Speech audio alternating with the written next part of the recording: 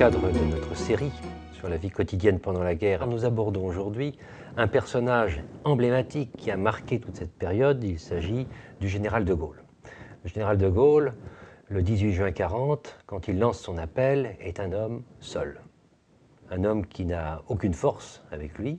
La France est écroulée, les armées sont vaincues, et donc il n'a absolument aucun pouvoir. Donc il part en Angleterre et il appelle tout le monde à venir le rejoindre. Les soldats, les militaires, les ingénieurs, les marins, enfin, etc. Et cet homme seul refuse la défaite et il est rejoint par une poignée d'hommes courageux qui viennent se battre avec lui.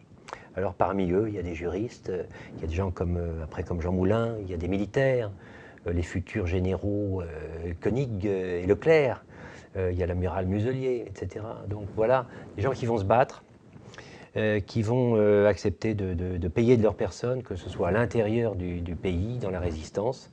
Cette résistance qui va être unifiée grâce à l'action de Jean Moulin, et puis des gens qui se battront à l'extérieur. C'est la France libre, c'est les forces françaises libres. Et donc des gens là, qui vont, face à l'adversité, dans des conditions souvent très difficiles, se battre à la fois contre les Allemands, mais aussi, dans certains cas, comme au Liban, contre des Français vigistes.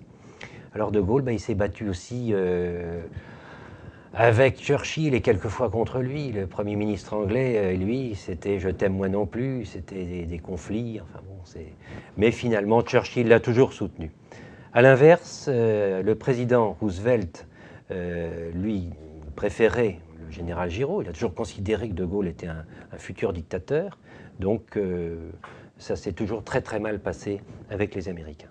Alors pendant ces 4 ans de combat, finalement le général a réussi à passer au-delà de tous ces obstacles, à s'affirmer.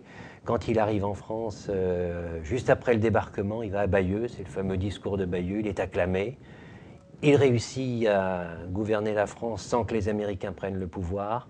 Il arrive à Paris le 25 août, et là, dans Paris libéré, il affirme une fois de plus son autorité.